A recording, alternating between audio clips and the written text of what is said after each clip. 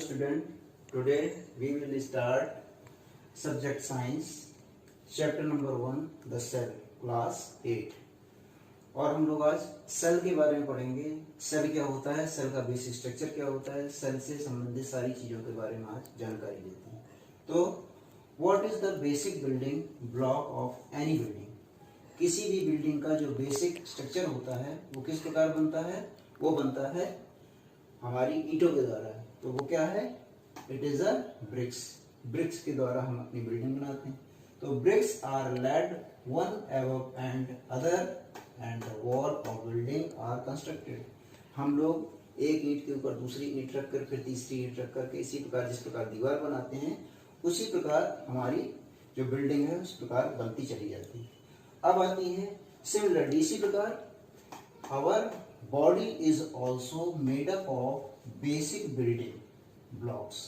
हमारी बॉडी भी basic building block की तरह, बिल्डिंग की ब्लॉक्स की तरह हमारी बॉडी भी उसी तरह क्रिएट करती है। उसके लिए हम लोग क्या जरूरत होती है, उसे हम उसकी जरूरत है कि क्या है, वो सेल है। तो इट इज द सेल। वो क्या है, सेल। तो a cell is the basic structural and functional unit of life. क्या है सेल? सेल ये है कि बेसिक स्ट्रक्चरल क्या है, संरचनात्मक इकाई है। इसकी फंक्शनल कार्यात्मक और उसकी जीवन की मुख्य इकाई होती है। It is the smallest unit of an organism. यह स्मॉलेस्ट सबसे छोटी इकाई होती है। That is a classified by living and it often called building bricks of life. यह हम बिल्डिंग ब्रिक्स ऑफ लाइफ के रूप में प्रकट कर सकते हैं। इसके बाद में इसकी खोज किस प्रकार हुई, इसकी खोज किसने की, इसके बारे में हम आपको विस्तार से बताएंगे। तो डिस्कवरी ऑफ द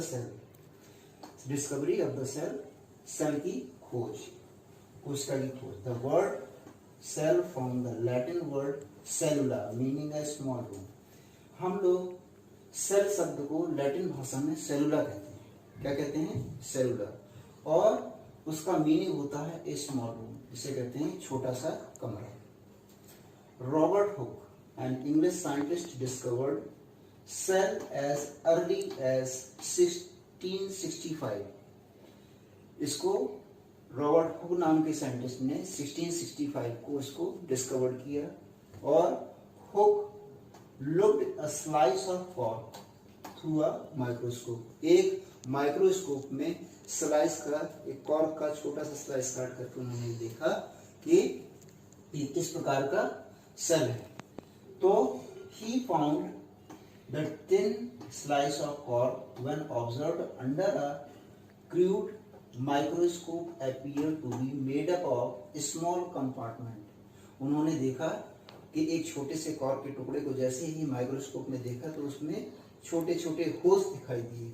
और होल्स किस प्रकार के थे, एक जैसे बीज, हनी बीज जो होता है, हनी बीज के जो रूम्स होते हैं उस प्रकार के छोटे छोटे रूम्स दिखाई दिए। तो the compartment were honeycomb like structure each separated from the other by a wall.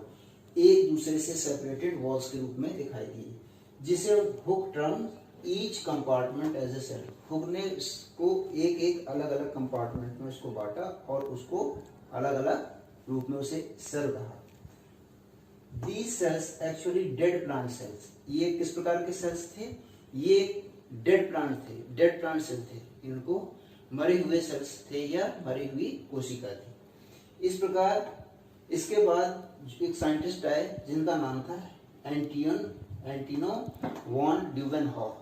एंटिनो von ल्यूवेनहॉफ ने फर्स्ट ऑब्जर्वर लिविंग सेल्स, जो उन्होंने सबसे पहले लिविंग सेल्स को देखा। उन्होंने जीवित सेल को देखा और जीवित सेल के अंदर उन्होंने क्या देखा, earlier work centered on identifying the presence of cells is different types of living materials. उन्होंने सेल्स के अंदर बहुत सारी जीवित कोशिकाओं को देखा और उसके अंदर it is different types of living materials in it microscope that got better with technology. Subcellular components organelles was discovered. उन्होंने बहुत सारी ऑर्गेनेल्स डिस्कवर्ड की। क्या क्या उसमें मीनिंग्स होती थी, क्या क्या उसमें कंपाउंड्स थे उन्होंने। So today the most common microscope which is used to observing the cell the compound microscope।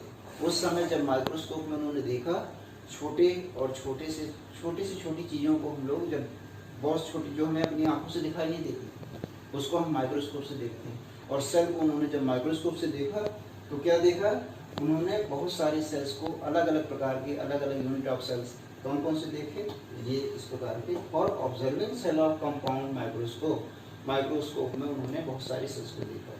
Sales shape में, साइज में और अंडर द नंबर, सेल में और साइज में, नंबर में अलग अलग थी। पहला जैसे मान लीजिए बैक्टीरिया का उन्होंने सेल देखा, सबसे पहले बैक्टीरिया देखा तो बैक्टीरिया का जो साइज होता है वो साइज है 0.1 to 0.05 माइक्रोमीटर। इससे बड़ा जो साइज था वो अमीबा का, जो एक सेल होता है अमीबा का, उसका साइज जो होता है वो कितना होता है, उसका होता है 0.1 to 100 यानी 100 माइक्रोमीटर। ये एक अमीबा का साइज होता है। और अमीबा के जो स्यूडोपोडिया होते हैं, जो इसके वाय आकार के स्यूडोपोडिया होते हैं, उनमें से दोनों के बीच में अपने जीव को या अपने भोजन को ग्रहण करता है। इसी प्रकार ऑस्ट्रिच का जो एग होता है वो भी एक सेल होता है। सबसे बड़ा जो सेल होता है वो ऑस्ट्रिच का एग होता है, उसे कहते हैं। उसका जो माप होता है वो 170 mm to 130 mm के इक्वल होता है। इसी प्रकार रेड ब्लड सेल्स जो लाल रक्त कणिकाएं होती हैं वो भी उनका भी आकार कुछ इसी प्रकार होता है। इसी प्रकार मसल सेल जो होती हैं उनका आकार इस प्रकार होता है। और नर्वल सेल्स जो बॉडी के अंदर पाई जाती है वो नर्वल सेल होती है, वो भी इसी प्रकार पाई जाती है। तो इससे हम लोग समझ सकते हैं कि सेल की जो डिवीजन होती है वो इस प्रकार से हम लोग इसको समझ सकते हैं। और इसके अगले वाले भाग में कोशिका के अंदर क्या क्या पाया जाता है